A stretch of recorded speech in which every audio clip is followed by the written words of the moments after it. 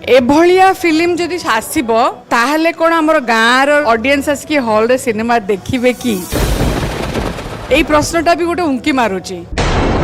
Please hardcore fact film सहित comedy भी आणंतु, romance भी आणंतु, थ्रिलर भी आणंतु, हॉरर भी आणंतु, ताहले जाइकिना ओडिया जाइकिना सिनेमा हॉल रे देखिबो।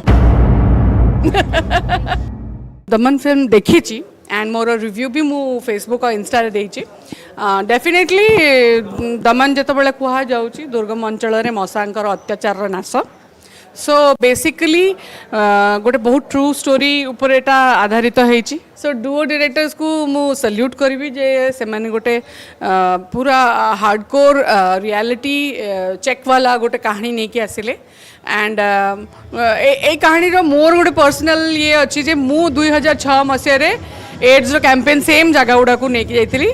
तो मु जानी से केमिति सिचुएशन ऑल्दो डॉक्टर जी थिले से 2015 मसीह से थिले, मु 2006 मसीह से काम करछि। Definitely it's a big thing जे से माने एमिति गोटे कॉन्सेप्ट को लेकिन आनी किंतु मु एठी गोटे जिनस कहबा को बहुत बाध्य होउची ए सिनेमाटा गोटे बोली कि भाबी कि हमें खुशी हो जाबा उचित नुहे। काहे ना this kind of film is good no doubt बहुत भल, किंतु आमको भाबा को पड़ो जे एभलिया फिल्म जदि आसब ताहले कौन आमर गाँव ऑडियंस आसिक हॉल रे सिनेमा देखिबे कि एई प्रश्नटा भी गोटे उंकी मारुची। मते लागुनी जे एई फिल्मटा गाँव लोकों को लगे तैयारी हेची।